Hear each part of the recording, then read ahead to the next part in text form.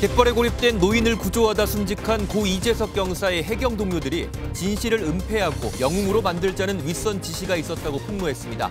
이재명 대통령은 엄정 조사를 지시했고 김용진 해양경찰청장은 사의를 표명했습니다. 더불어민주당은 조희대 대법원장이 재판 독립과 법원의 정치적 중립을 스스로 어겼다며 사퇴를 촉구했습니다. 국민의힘은 법치를 파괴하는 폭주라고 맞받았습니다. 오늘부터 미국으로 수출되는 일본산 자동차 관세가 기존 27.5%에서 15%로 낮아집니다. 관세가 25%인 우리나라 자동차 산업에 타격이 우려되는 가운데 미국에 도착한 통상본부장은 치열하게 협상하겠다고 밝혔습니다. 통일교 불법 정치자금을 수수한 혐의를 받는 권성동 국민의힘 의원이 오늘 법원에 구속심사를 받습니다. 청탁 의혹의 정점인 한학자 통일교 총재는 이르면 내일 특검에 출석할 전망입니다. 시청자 여러분 안녕하십니까? 지난 11일 인천에서 갯벌에 고립된 노인을 구하다 순직한 고 이재석 경사의 영결식이 어제 엄수됐습니다. 해경 내부에서 진실을 은폐하려는 시도가 있었다는 의혹이 일자 이재명 대통령은 외부의 독립적인 기관에 맡겨 엄정히 조사하라고 지시했는데요. 김용진 해양경찰청장은 무거운 책임감을 느낀다면서 사의를 표명했습니다. 오늘 굿모닝 MBN 첫 소식은 한범수 기자가 보도합니다. 고 이재석 경사의 영결식이 1000여 명이 참석한 가운데 어제 인천 해양경찰서에서 거행됐습니다. 영정사진과 관을 든 동료들이 마지막 예우를 다하고 유족들은 오열합니다. 이재석 경사의 순직 소식에 깊은 슬픔과 애도를 표합니다. 이 경사는 지난 11일 인천 영흥도 갯벌에 고립된 중국인 노인을 홀로 구조하다 목숨을 잃었습니다. 이 과정을 두고 진실 은폐 의혹이 일자 이재명 대통령은 독립된 외부 기관이 진상을 엄정히 조사하라고 지시했습니다. 유가족과 동료들의 억울함이 없도록 이 사건의 진상을 해경이 아닌 외부에 독립적으로 맡겨 엄정히 조사할 것을 지시했습니다. 김용진 해양경찰청장은 사의를 표명했습니다. 김 청장은 입장문에서 순직 해경 사건 관련 대통령님의 말씀에 무거운 책임감을 느낀다며 진실 규명과 새로운 해양경찰에 도움이 되고자 한다고 밝혔습니다. 지난 2월 취임한 지 7개월 만입니다. 영결식을 마친 이 경사의 유해는 국립서울현충원에 안장됐습니다. MBN 뉴스 한범수입니다. 고 이재석 경사는 홀로 70대 중국인을 구조하기 위해 현장에 출동해 30분 넘게 바다 위에서 사투를 벌이다 숨졌습니다. 해경 동료들은 당시 위급한 상황을 전혀 몰랐고 간부들이 사건에 대해 함구령을 내렸다고 주장했습니다. 이어서 장덕진 기자가 보도합니다. 갯벌에 사람이 있다는 신고를 받고 출동한 고 이재석 경사는 지난 11일 오전 2시 54분쯤 중국 국적 70대 남성을 발견했습니다. 이 경사는 남성에게 구명조끼를 건넨 뒤 강한 물살에 휩쓸렸고 30여 분 뒤 드론에 마지막 모습이 포착됐습니다. 동료들은 이 경사가 홀로 출동한 사실을 드론 업체를 통해 알았다고 증언했습니다. 파출소 경비 전화로 민간 드론 수출팀에 첫 전화를 접수받았습니다. 그리고 관련 사항을 인지했습니다. 당시 파출소에 있던 동료 4명은 휴게 시간을 부여받았는데 팀장은 파출소에 있던 비상벨도 울리지 않았다고 주장했습니다. 비상벨 하나만 눌렀다면 모두 일어나서 컨테이너로 와서 상황 대응을 했을 겁니다. 그런데 파출소장과 인천해양경찰서장이 사건에 대해 함구하라는 지시를 했다는 주장도 제기됐습니다. 이 경사를 영웅으로 만들어야 한다는 게 이유였습니다. 유가족분들을 뵈면 눈물을 흘리며 아무 말 하지 말고 조용히 있어라. 그래야 우리가 살고 다 같이 잘 되는 길이다. 일단 재석이 영웅 만들어주고. 이 경사의 유족 역시 인천 해경서장이 언론 접촉을 자제해 줄 것을 요청했다고 밝혔습니다. 해경의 증거 자료는 제출할 거예요. 녹취 기록이 있고요. 압박한 그 증거가 있고 제가 녹취한 기록도 있고 경찰분들이 동료분들이 갖고 있는 증거도 있어요. 해경이 사건 내용을 은폐하려 했다는 의혹이 제기됐지만 이광진 인천 해경서장은 은폐가 사실 무근이라고 반박했습니다. MBN 뉴스 장덕진입니다. 대법원장에 대한 사퇴 압박이 거세지고 있습니다. 여당인 민주당에서 주장했고 대통령실도 사실상 힘을 실었습니다. 헌법에 명시된 입법, 행정, 사법의 삼권 분립, 견제와 균형에 있어서 국민이 선출한 권력이 우선돼야 하느냐가 쟁점이 됐습니다. 먼저 촉발이 된 여당의 주장부터 살펴보겠습니다. 보도에 이교욱 기자입니다. 정청래 민주당 대표가 조희대 대법원장이 재판 독립과 법원의 정치적 중립을 스스로 어겼다며 사퇴하라고 압박했습니다. 대법원장이 대통령 위에 있느냐며 탄핵 가능성까지 언급했습니다. 대법원장이 그리도 대단합니까? 대통령 위에 있습니까? 국민들의 탄핵 대상이 아닙니까? 대법원장이 뭐라고? 정 대표는 국민을 우습게 보지 말라며 전두환, 노태우 씨를 단죄했고 이명박도 감옥에 보냈으며 박근혜와 윤석열을 탄핵한 국민들이라고 강조했습니다. 정 대표가 사법부 수장인 대법원장에게 사퇴를 요구한 건 취임 이후 처음입니다. 내란 전담 재판부 설치에 대한 강한 의지를 보인 민주당은 한 발 더 나아가 김건희, 최혜병 특검 사건을 전담할 재판부까지 만든다는 방침입니다. 김건희 특검, 최혜병 특검 등이 수사하고 있는 국정농단 전담 재판부의 설치도 시급하다라고 생각을 합니다. 전담 재판부는 조희대 원장의 정치적 편향성과 지귀현 판사의 침대 축구가 불러온 자업자득이라며 강한 설치 의지를 밝힌 민주당은 의원 총의를 모아 추가 전담 재판부 설치를 구체화한다는 계획입니다. MBN 뉴스 이교욱입니다. 대통령실은 조희대 대법원장에 대한 공개 사퇴 요구에 대해 선출 권력인 국회에서 이런 요구가 나왔다면 임명 권력인 사법부는 그 이유를 돌아보는 게 우선이라고 밝혔습니다. 우회적으로 사법부를 직격한 건데 해당 발언 과정에서 논란도 있었습니다. 이어서 서한빛 기자가 보도합니다. 강유정 대통령실 대변인은 첫 브리핑에서 조희대 대법원장을 향한 사퇴 요구와 관련한 대통령실의 입장을 묻자 이렇게 대답했습니다. 임명된 권한으로서는 좀 그 요구에 대한 개연성과 그 이유에 대해서 좀 돌이켜봐야 될 필요가 있지 않나라는 점에서는 아주 원칙적으로 공감하고 있습니다. 특별한 입장이 있는 건 아니라는 단서를 앞에 달았던 발언이었지만 대통령실이 대법원장 사퇴 요구에 힘을 싣는 것이란 취지의 언론 보도가 나오며 논란이 불거졌습니다. 논란이 커지자 강 대변인은 1시간 만에 다시 브리핑을 통해 언론이 발언의 앞뒤 맥락을 잘라 오독한 것이라며 대법원장 사퇴 요구에 대한 특별한 입장이 있는 건 아니라고 강조했습니다. 다만 강 대변인은 입법부의 요구는 귀담아 들어야 한다는 원칙론적 입장은 견지했습니다. 선출된 권력의 얘기는 일단 귀담아 듣고 시대적 요구가 있다면 그 부분에 대해서 왜 이런 요구가 있는지를 한번 돌아볼 임명된 권력으로서는 필요가 있다. 이재명 대통령이 취임 100일 기자회견에서 선출 권력인 국회에 힘을 싣고 사법부를 견제한 발언을 재차 확인한 겁니다.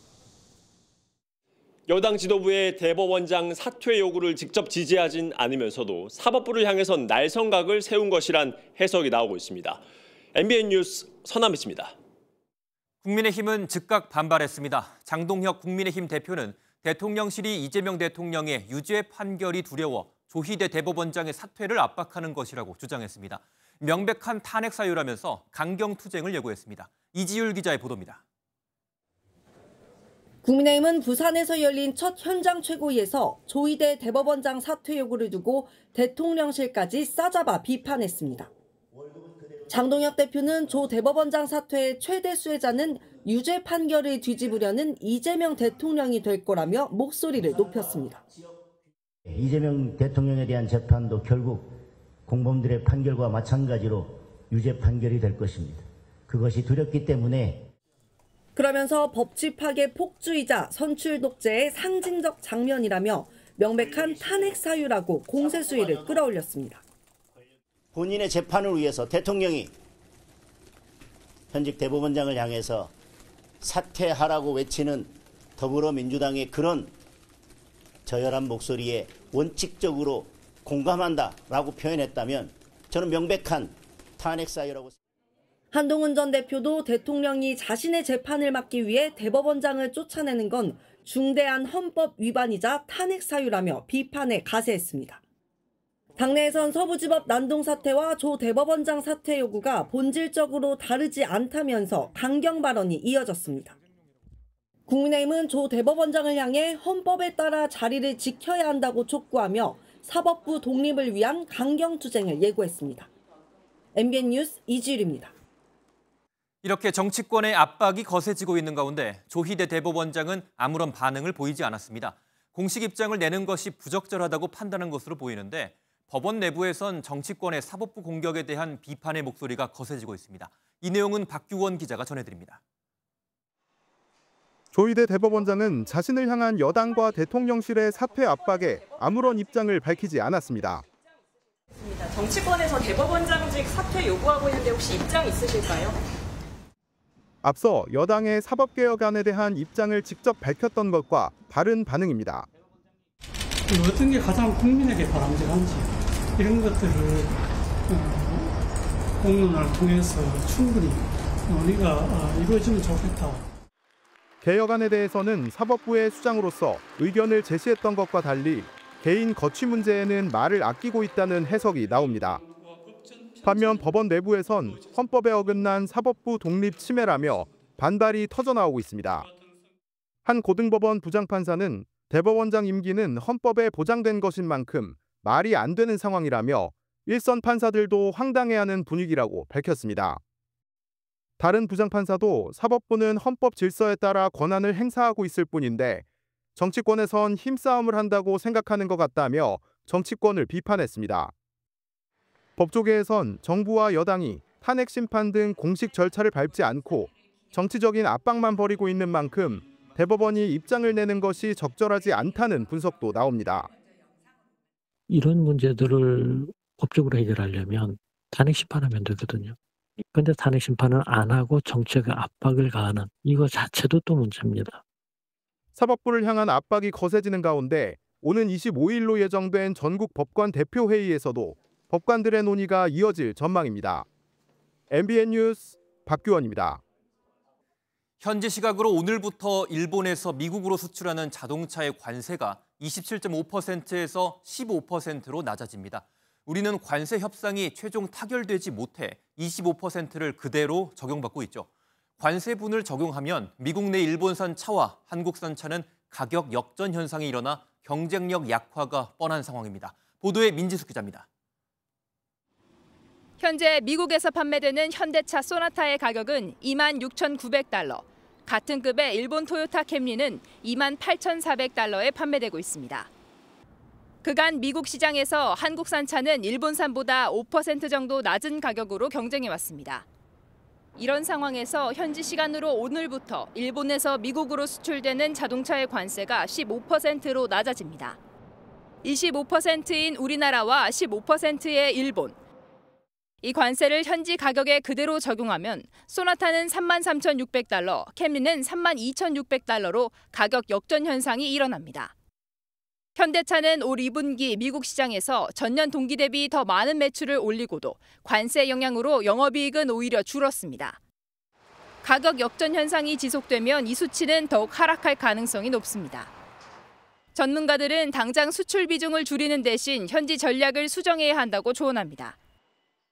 수출이 아니라 북미 생산 기지를 확충하는 비중을 높여야지만 손실이나 피해가 줄어들 것이기 때문에 그동안은 생각하지 않았던 시나리오를 감안을 해야 될 것 같아요. 다음 달 1일부터 종료되는 미국 내 전기차 세액 공제도 문제입니다. 보조금 종료로 위축될 전기차 시장을 현대차는 하이브리드 차량으로 대응할 계획입니다. 하지만 미국에서 판매되는 하이브리드 차량 대부분은 국내에서 수출하는 물량이어서 관세 영향을 직접적으로 받습니다. 결국 행정명령 서명이 늦어질수록 대미 수출 품목 1위 자동차의 미국 내 위상은 쪼그라들 수밖에 없는 상황입니다. MBN 뉴스 민지숙입니다. 국산 자동차의 미국 수출에 급제동이 걸릴 조짐이 보이자 정부는 다급해졌습니다. 지난주 김정관 산업통상자원부 장관에 이어 여한구 통상교섭본부장이 미국으로 급히 떠났는데 주요 쟁점마다 양국이 평행선을 달리고 있어 협상이 쉽진 않아 보입니다. 주진희 기자가 보도합니다. 김정관 산업통상부 장관이 미국에서 돌아온 지 하루 만에 여한구 통상교섭본부장이 다시 미국을 방문했습니다. 그동안 협상에서 대미 투자 방식 등 미국 측과 이견을 좁히지 못한 것에 여 본부장은 일희일비하지 않는다고 밝혔습니다. 악마는 디테일에 있는 거고 지금 이제 디테일 가지고 지금 하여튼 치열하게 협상을 하는 중이다 이렇게 보시면 되고 저는 일단 USR 대표 만나고 특히 가장 시급한 현안인 자동차 관세 문제에 협상력을 집중할 방침입니다.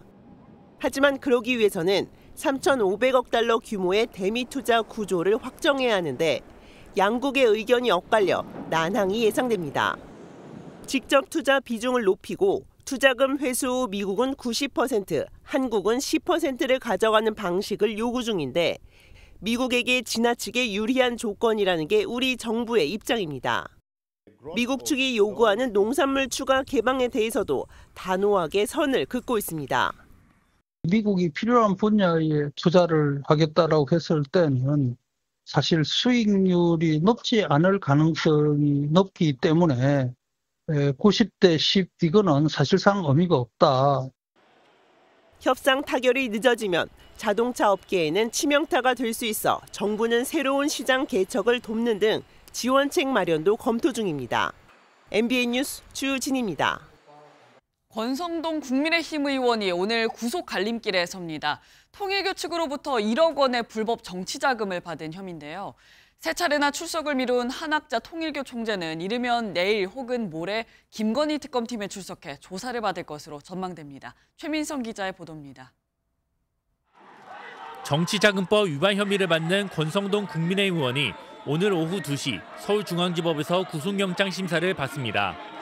특검 역사상 현직 의원에게 영장을 청구한 첫 사례입니다. 권 의원은 지난 2022년 윤영호 전 통일교 세계본부장으로부터 불법 정치자금 1억 원을 건네받은 혐의를 받고 있습니다.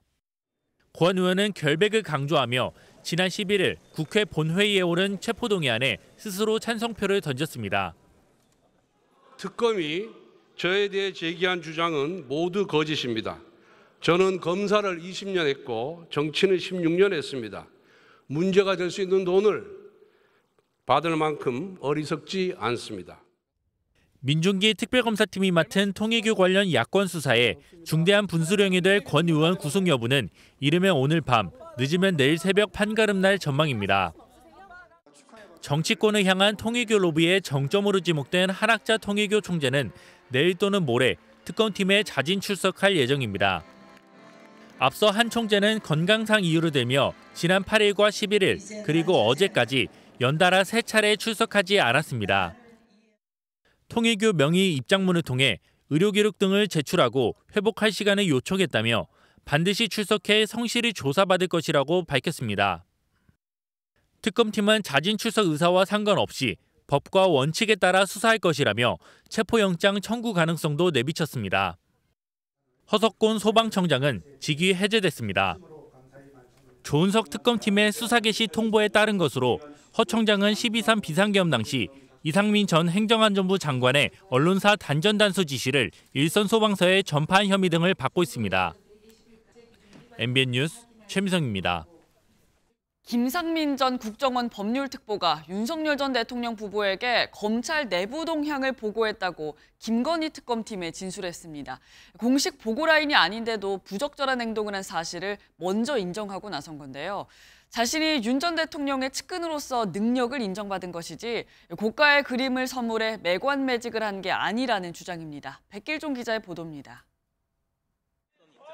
김상민 전 국가정보원 법률특별보좌관은 김건희 여사에게 고가의 이우환 작가 그림을 제공한 혐의를 받고 있습니다. 그 대가로 지난해 총선 공천과 특보 임명에 도움을 받았다는 겁니다. 논란이 되고 있는 그림은 제가 사서 제가 소유했던 그림이 아니고 김진우 씨의 요청으로 제가 그림을 중개했을 뿐입니다. 그런데 김 전 특보는 민중기 특별검사팀 조사에서 윤석열 전 대통령에게 검찰 동향을 수시로 보고해왔다고 진술한 걸로 확인됐습니다. 그림을 건네기 이전부터 윤 전 대통령의 신복으로 인정받았다는 주장입니다. 김 전 특보는 검사 시절 첫 근무지인 대구지검에서 당시 특수부장이던 윤 전 대통령과 연을 맺었습니다.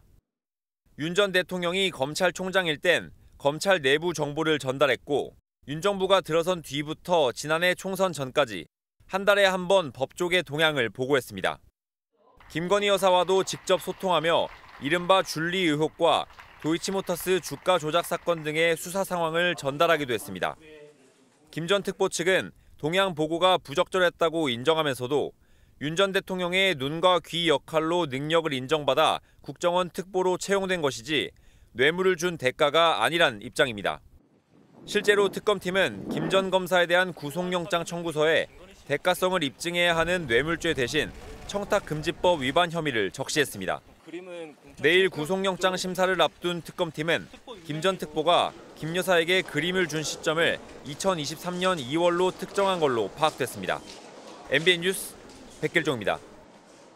자본시장법 위반 혐의를 받는 방시혁 하이브 의장이 어제 경찰에 피의자 신분으로 소환돼 14시간 가까운 조사를 받고 귀가했습니다. 방 의장은 하이브 투자자들에게 상장 계획이 없다고 속인 뒤 1,900억 원대 부당이득을 챙긴 혐의를 받고 있는데요. 혐의 인정 여부를 묻는 취재진 질문에는 묵묵부답으로 일관했습니다. 안유정 기자의 보도입니다. 자정이 가까운 시각 방시혁 하이브 의장이 서울경찰청을 빠져나옵니다. 14시간 가까이 조사받은 방 의장은 취재진의 쏟아지는 질문에도 입을 굳게 닫았습니다. 오늘 1,900억 원 부당이득 의혹 관련해 어떤 점 소명하셨습니까? 혐의 인정하시나요? 의혹의 핵심은 2019년 방 의장이 투자자들에게 상장 계획이 없다고 속인 뒤 하이브 임원들이 설립한 사모펀드가 만든 특수목적법인의 지분을 팔도록 했다는 것입니다. 투자자들이 지분을 팔자 하이브는 상장을 했고 방 의장은 특수목적법인과 사전에 맺은 비공개 계약에 따라 매각 차액의 30%를 받는 등 약 1,900억 원을 받은 것으로 알려졌습니다. 하이브 측은 이와 관련해 상장 당시 법률과 규정을 준수하며 진행했다며 혐의를 사실상 부인해왔습니다. 하지만 경찰 판단을 뒷받침할 만한 또 다른 주장이 제기된 것으로 취재 결과 확인됐습니다. 하이브와 경영권 갈등을 빚고 있는 민희진 전 어도어 대표도 취재진과의 통화에서 연봉 협상 당시 방 의장을 직접 만났는데 상장 계획이 없다고 말했다고 밝혔습니다. 경찰은 방 의장의 진술을 살펴본 뒤 추가 소환 여부 등을 결정할 전망입니다. MBN 뉴스 안유정입니다. 네, 다음 소식입니다. 부산의 한 번화가에서 양손에 흉기를 들고 활보한 20대 남성이 경찰에 붙잡혔습니다. 옆에 함께 있던 일행은 이 모습을 촬영하고 있었는데 시민들을 불안에 떨게 해놓고는 잡히고 나니 장난이었다라고 주장했습니다. 박상호 기자입니다. 식당에서 밥을 먹던 경찰들이 황급히 일어납니다. 한 남성이 양손에 흉기를 들고 다닌다는 무전을 듣고 곧장 출동하는 겁니다. 주변을 수색하던 경찰은 인상착의가 비슷한 두 남성을 발견하고 신원을 확인합니다. 한 남성의 오단에선 흉기가 발견됐습니다. 다른 흉기 하나는 인근 화장실에 버렸다고 진술했습니다. 체포 당시 같이 있던 일행은 흉기를 든 남성을 촬영하고 있었는데 모든 게 장난이었다라고 경찰에 진술했습니다. 장난으로 그냥 동영상을 찍었다. 그렇게 하는데 여러 가지 범죄 정황으로 봤을 때 범죄 혐의가 인정돼서. 이들이 흉기를 들고 활보한 곳은 부산에서도 유동인구가 많은 서면 번화가입니다. 당시엔 퇴근 시간이다 보니 시민들의 신고가 빗발쳤습니다. 걔들 참 장난으로 하는데 다른 사람들은 어쩜 두려운 마음이 있고 불안하고. 경찰은 공공장소 흉기 소지죄로 남성을 불구속 입건하고 정확한 범행 동기를 조사하고 있습니다. MBN 뉴스 박상호입니다. 건강보험공단은 의료정보는 물론 개인 재산까지 다양한 개인정보를 다루는 곳이죠. 그런데 MBN 취재 결과 공단 측이 개인정보 유출을 막겠다며 예산을 쏟아붓었지만 공단 직원들이 마음대로 열람하고 이를 유출하는 일이 오히려 늘고 있는 것으로 확인됐습니다. 김도영 기자가 단독으로 보도합니다.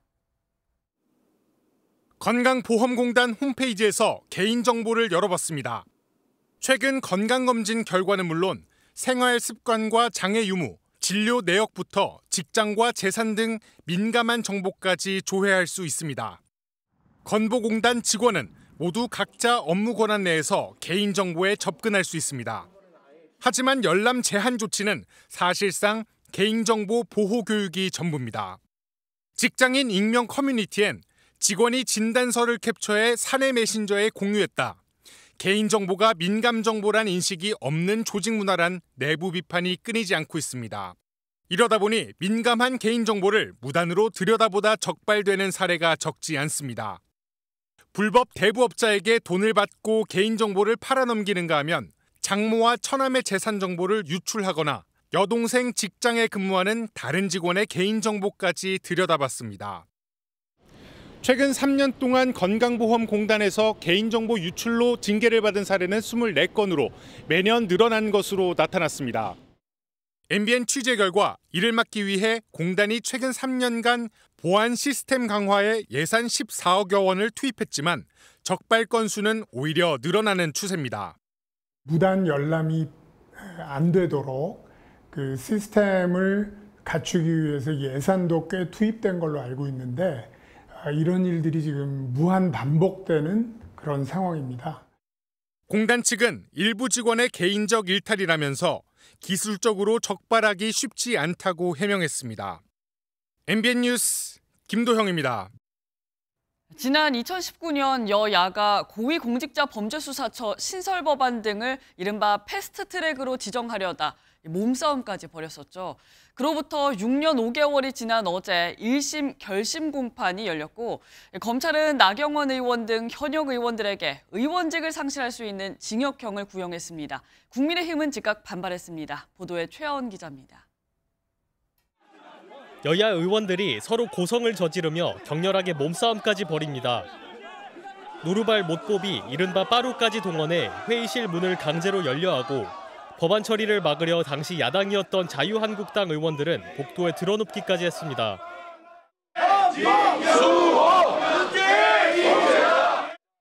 지난 2019년 4월 더불어민주당이 고위공직자범죄수사처 신설법안과 연동형 비례대표제 도입 법안 등을 패스트트랙으로 지정하려고 하면서 여야 충돌이 벌어졌습니다. 황교안 당시 자유한국당 대표와 나경원 당시 원내대표 등 27명은 국회법 위반 등의 혐의로 고발돼 기소됐는데 의원들의 불출석 등으로 재판은 계속 지연됐습니다. 어제 이들에 대한 결심 공판이 열렸는데 사건이 발생한 지 무려 6년 5개월 만입니다. 재판에 참석한 나 의원 등은 독재에 맞선 정당한 행위였다고 강조했습니다. 그 목적이라든지 또는 그 방법에 있어서 우리 정치적 의사를 표시하는 방법이었습니다. 하지만 검찰은 황 전 대표에게 징역 1년 6개월, 나 의원에게 징역 2년 등 대부분의 의원들에게 실형을 구형했습니다. 국민의힘은 즉각 반발하며 검찰을 강력 규탄했습니다. 지금 검찰이 권력 앞에서 권력의 시녀가 돼서 야당 의원들에 대해서 상상할 수 없는 중형을 구형했습니다. 1심 선고는 오는 11월 20일에 내려지는데 국회법 위반 혐의로 500만 원 이상의 벌금형이 확정되면 의원직을 잃고 5년 동안 피선거권이 박탈되는 만큼 상당한 파장이 예상됩니다. MBN 뉴스 최하원입니다. 조국혁신당 비대위원장으로 추대된 조국 위원장이 첫 공식 석상에서 성비위 피해자들에게 사과했습니다. 조 위원장에 대한 본격적인 정치 시험대가 지지율 반전을 이뤄낼지는 미지수입니다. 정태용 기자입니다. 국회로 복귀한 조국혁신당 비대위원장은 성비위 피해자들에 대한 사과와 반성으로 첫 입을 열었습니다. 당이 법률적 절차와 판단에 치중하여 마음을 잃지 못했다는 비판을 겸허히 받아들입니다. 저부터 통렬하게 반성하겠습니다. 피해자가 신뢰하는 비대위가 되겠다며 진정성 있는 피해 회복을 강조했습니다. 이를 위해 피해자의 실명 거론을 금지하고 2차 가해 및 가짜뉴스 대응단을 출범시키는 등 구체적 피해자 지원을 약속했습니다. 가해자로 지목된 인물이 관련 사실을 부인하는 것에 대해서는 제명 결정에는 변함이 없다는 점을 분명히 했습니다. 당의 결정은 변함이 없습니다. 앞으로도 변함이 없을 것이고요. 비대위는 피해자의 회복, 치유를 위해서 매진할 것입니다. 성비위 부실 대응 지적에 뒤늦게 각종 문제 해결에 주력하는 모습인데 여론조사에서 발표된 낮은 당 지지율도 과제로 남습니다. 혁신당은 이번 비대위 출범으로 오는 11월로 예정된 전당대회 일정이 변경될 가능성에 대해서는 현재까지 논의된 바 없다고 밝혔습니다. MBN 뉴스 정태용입니다.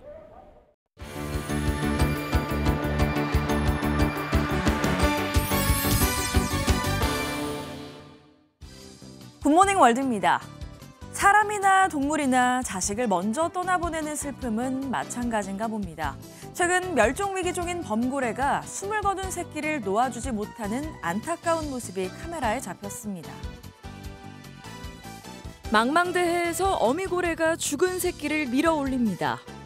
끝까지 살려보려는 듯 물 밖으로 떠밀어 올리며 애끓는 슬픔을 드러낸 건데요. 이 가슴 아픈 장면은 미국 시애틀 인근 로사리오 해협에서 포착됐습니다. 고래연구소는 새끼가 사산됐거나 태어난 지 며칠 안에 죽었을 가능성이 크다고 설명했습니다. 새끼가 가라앉지 않도록 떠밀며 애틋한 모습을 보이는 건 남방범고래가 사람처럼 감정을 느끼고 그 슬픔을 표현하는 강력한 신호라고요. 하지만 기후변화가 가속화하면서 범고래의 주요 먹이인 치누크 연어가 급감하고 있고 범고래의 생존 자체도 위협받고 있다고 하네요. 잭과 콩나무라는 동화를 보면 콩나무가 하늘에 닿을 만큼 자라는데요. 이 동화를 떠오르게 하는 해바라기 한 그루가 있습니다. 재배 노하우는 집안의 비밀이라네요. 정원 안쪽에서 특별한 보살핌을 받는 해바라기. 일반 사다리를 훌쩍 넘어설 만큼 대형으로 자라났습니다. 미국 인디애나주 포트웨인에서 한 정원사가 키우는데 세계에서 가장 큰 해바라기입니다. 해바라기가 국화인 우크라이나에서 이민 온 그는 7년 전부터 고향을 떠올리며 해바라기를 갖고 왔다죠. 정성 덕분인지 해마다 쑥쑥 큰 해바라기는 무려 10m 90cm까지 자라나 세계 최고 높이 해바라기라는 기네스 기록을 3년째 지키고 있습니다. 그는 버킷리스트의 가장 큰 목표를 이뤘다며 해바라기로 지역사회에 조금이나마 보답할 수 있어 기쁘다네요. 초면이지만 공통점 하나로 똘똘 뭉친 사람들이 있습니다. 바로 같은 이름을 가진 사람들만 모인 축제 현장인데요. 미국 뉴욕으로 가봅니다. 늦은 밤 수백 명이 어울려 화기애애한 분위기 속에서 야외 축제를 즐기고 있습니다. 건배가 이어지며 현장은 점점 뜨거워지는데요. 그런데 이 축제에 참여하려면 특별한 조건이 하나 있습니다.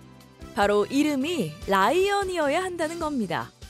미국 뉴욕에서 열린 일명 라이언의 날.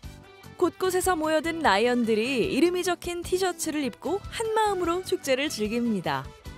나와 같은 이름을 가진 수백 명을 한자리에서 만난다는 것, 그야말로 특별한 경험일 것 같네요. 지금까지 굿모닝 월드였습니다. 산업재해와의 전쟁을 벌이고 있는 정부가 초강경 대책을 내놨습니다. 산재 사망자가 3명 이상 나오면 원청기업은 영업이익의 최대 5%를 과징금으로 물고 건설사는 아예 등록을 말소하는 방안이 추진됩니다. 보도에 김민수 기자입니다. 지난 2월 안성 교량 붕괴로 숨진 노동자는 4명입니다. 공사기간을 단축하려고 안전장치인 스크류잭을 제거한 채로 작업하다가 참사가 났습니다. 이렇게 대규모 사망 사고가 발생한 법인은 앞으로 과징금 폭탄을 맞습니다. 정부는 연간 3명 이상 사망자가 나오면 영업이익의 5% 이내, 최소 30억 원 이상 과징금을 부과하기로 했습니다. 책임은 전부 원청이 져야 하고 사고 발생 직전 연도 영업이익이 대상이 될 예정입니다. 예를 들어 지난해 영업이익이 1조 원인 회사는 최대 500억 원, 영업이익의 5%가 30억 원보다 작거나 영업이익이 적자인 기업은 최소 30억 원 이상의 과징금을 묻니다. 이를 통해 산업재해 예방이 노사 모두에게 이익이 되는 구조로 전환되도록 하여 OECD 국가 중에 산재 재율이 가장 높다고 하는 오래된 불명예를 반드시 끊어내겠습니다. 건설사 영업정지 요건도 완화했습니다. 동시에 2명 이상 사망자가 발생할 경우인 현행 기준보다 완화해 연간 다수 사망, 즉 1년에 2명 이상 사망하면 영업정지 대상입니다. 최근 3년 동안 영업정지를 2차례 받은 건설사는 3번째 영업정지가 아니라 아예 등록 말소를 추진합니다. 노동부는 관련 법안 개정을 연내 마무리하고 이르면 내년부터 시행에 들어갈 계획입니다. 재계는 반발하고 있습니다. 한국경영자총협회는 사후처벌 강화에만 집중한 대책이라며 기업 존폐가 걸린 만큼 입법 과정에서 산업계 의견을 반영하라고 요구했습니다. MBN 뉴스 김민수입니다. 연일 최고점을 경신해온 코스피가 어제 사상 처음으로 3,400선도 돌파했습니다. 개미 투자자들의 속을 끓였던 대주주 기준을 정부가 기존대로 유지하기로 확정하면서 나흘 연속 최고치를 경신한 건데요. 다시 시작된 상승 랠리 어디까지 갈까요? 강서영 기자의 보도입니다. 코스피가 또다시 역대 최고가인 3,407에 장을 마감했습니다. 장중 한때 3,420까지 치솟았다가 국내 투자자들의 차익 실현 매물이 나오면서 전거래일보다 0.35% 오른 채 마쳤습니다. 보시는 것처럼 지수 출범 이후 처음으로 3,400선을 넘어선 코스피 종가입니다. 역대 최고점을 나흘째 경신하고 있습니다. 이번 주 미국 금리 인하 기대감에 정부가 장시작전 주식 양도세 부과 기준을 현행 유지하겠다고 확정 발표한 점도 영향을 미쳤습니다. 자본시장 활성화에 대한 국민적 열망과 함께 대주주 기준 유지가 필요하다는 당의 입장 등을 종합적으로 고려하여 대주주 기준을 50억 원으로 유지하기로 하였습니다. 이번 달 국회에서 자사주 소각 의무화를 담은 3차 상법 개정안이 통과를 앞둔 점도 투자 심리를 자극하고 있습니다. 주식시장 활성화 정책, 상법 개정을 포함한 이런 것들이 순조롭게 입법화가 된다고 하면 일단 우리나라 증시 상승세는 유지될 가능성이 꽤 커 보입니다. 계속되는 불장에 유가증권 시장과 코스닥 거래 대금은 올해 일평균보다 18% 많은 20조 원을 넘었고 30대 그룹 상장사 시가총액도 1월보다 40% 늘어 2천조 원을 돌파했습니다. MBN 뉴스 강서영입니다. 미국과 중국이 미국 내 안보 우려가 제기된 중국 동영상 플랫폼 틱톡의 처분 방안에 대해 큰 틀에서 합의했습니다. 하지만 양국은 아직 관세와 수출 통제 같은 핵심 쟁점에서는 완전한 해법을 찾지 못한 것으로 보이는데요. 조만간 이뤄질 협상에서 돌파구를 찾을 수 있을지 주목됩니다. 이상엽 기자가 보도합니다. 미중 양국의 재무, 무역 고위급 인사들이 4차 미중 고위급 회담에 모여 틱톡 지분 매각 등을 논의했습니다. 회담을 마친 뒤 양국은 지분 매각과 관련해 큰 틀에서 합의가 이뤄졌다고 밝혔습니다. We have a framework for a TikTok deal. 지난해 바이든 행정부는 미국의 인기 앱 틱톡의 모 회사가 중국 기업인 바이트댄스여서 보안이 우려된다며 틱톡 금지법을 제정했습니다. 바이트댄스가 지분을 매각하지 않을 경우 미국 내 서비스가 전면 금지될 예정이었습니다. 하지만 지난 1월 트럼프 대통령이 취임하자 젊은 지지자들이 틱톡을 애용하는 점을 고려해 시행을 유예하고 협상을 진행했습니다. I'd like to do it for the kids that like it. I mean, selfishly speaking, I did very well on TikTok and I got the youth vote. I got numbers that nobody's ever even come close to in the Republican Party. 미국 회사가 틱톡 지분을 일정 부분 인수하는 방안이 예상되고 구체적인 내용은 오는 19일 양국 정상통화 이후 공개될 전망입니다.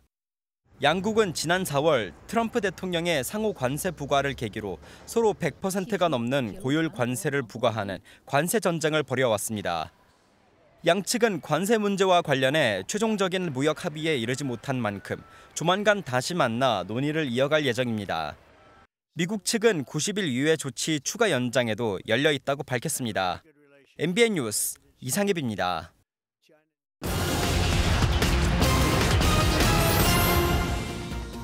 넷플릭스 K-팝 데몬헌터스 흥행 등의 영향으로 편의점 CEO의 해외 결제 건수가 2달 동안 지난해보다 185% 증가한 것으로 나타났습니다.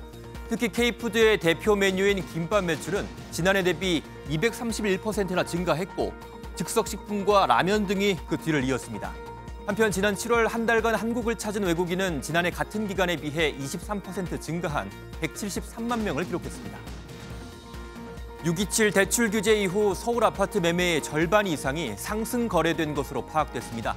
직방에 따르면 서울 아파트 매매는 지난 7월과 8월 각각 56%와 53%가 대책 이전보다 높은 가격의 계약이 성사됐습니다. 반면 경기와 인천은 같은 기간 상승 거래가 절반 이하로 떨어지는 등 서울과 비서울의 양극화는 더욱 심해진 것으로 나타났습니다. 국세청이 종합부동산세 합산 배제 과세 특례 적용이 예상되는 납세자 5만여 명에게 안내문을 발송했습니다. 신청 기간은 오늘부터 오는 30일까지인데 올해부턴 재건축, 재개발 주택이나 상속주택도 특례 신청을 해야만 세액공제를 받을 수 있습니다. 또한 6년짜리 단기 등록 임대 제도의 부활로 1주택자가 구입한 빌라 등도 종부세 혜택을 받을 수 있습니다. 지금까지 오늘의 굿모닝 경제였습니다. 항상 남아돌아서 문제라는 쌀이 올해는 어찌된 게 추석 물가 안정 대책에 포함됐습니다. 20kg 쌀 한 포대가 6만 원을 넘어서면서 가격이 고공행진하자 정부가 비축미를 대거 풀기로 한 건데요. 이러다가 묵은 쌀로 차례를 지내야 되는 건 아닌지 걱정입니다. 홍지호 기자입니다. 세종시의 한 대형마트 쌀 코너. 정부 지원으로 5천 원 할인이 들어갔는데도 작년에 수확한 호남미 20kg이 6만 원에 육박합니다. 단일 품종 쌀은 10kg에 3만 7천 원에 달합니다. 20kg짜리 쌀 평균 소매 가격은 6만 1천 원을 넘었습니다. 지난해보다 20%나 높은 수준입니다. 지난해 벼가 여무는 시기에 비가 많이 내려 생산량이 줄었는데 정부가 수매를 늘렸기 때문. 올해 수확을 앞두고 시중엔 묵은 쌀이 더 줄면서 막 나온 햅쌀 가격은 10kg에 5만 원까지 치솟았습니다. 매년 오르고 있다고는 느끼는데 직접적으로 구매해서 먹을 때는 살짝 멈칫하긴 하죠. 쌀값이 사상 최고 수준으로까지 오르자 정부는 처음으로 추석 물가 안정 대책에 쌀을 포함시켰습니다. 주 수확기인 10월 초 가격 급등을 막기 위해 비축미 5만 5천 톤을 풀고 전통시장 할인 행사도 진행합니다. 가격이 폭등한다 이런 일은 일어나지 않을 것 같고요. 추석 지나면은 아마 급속하게 그 가격은 낮아지지 않을까 보고 있습니다. 최장 열흘에 달하는 추석 황금 연휴 기간 소비 활성화 대책도 내놨습니다. 다음 달 2일에서 12일까지 인구 감소 지역 철도 여행에 50% 할인이 지원되고 올해도 4일에서 7일까지 고속도로 통행료가 면제됩니다. 31개 특별 재난지역 숙박시설에서 사용할 수 있는 쿠폰도 15만 장 발행됩니다. MBN 뉴스 홍지호입니다. 현대자동차 노사가 올해 임금 및 단체 협약 교섭을 마무리했습니다. 월 기본급 10만 원 이상 인상, 성과급 450%와 1,580만 원 등을 담은 잠정 합의안은 조합원 투표율 85.2% 가운데 과반인 52.9%가 찬성해 가결됐습니다. 오늘은 우산 챙겨 나오셔야겠습니다. 전국에 저녁까지는 소나기가 밤부터는 비가 내리겠습니다. 내륙 곳곳에 국지적인 소나기 구름이 발달하면서 5에서 많게는 60mm가량의 소나기가 내리겠고요. 이 소나기가 내릴 때 시간당 30mm씩 세차게 쏟아질 수 있겠습니다. 소나기가 그치고 밤부터는 차츰 비가 내리겠습니다.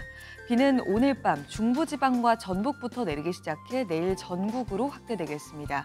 수도권과 강원 영서에 80mm 이상, 충남과 전북 지방에 10에서 60mm, 강원 영동 지역으로도 5에서 40mm의 비가 예상됩니다.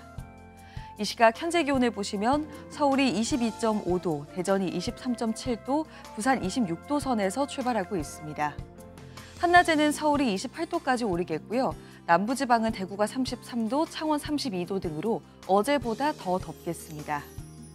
비가 내리고 나면 부쩍 선선해지겠습니다. 오는 금요일과 토요일 사이 다시 전국에 비가 내릴 전망입니다. 내셨습니다.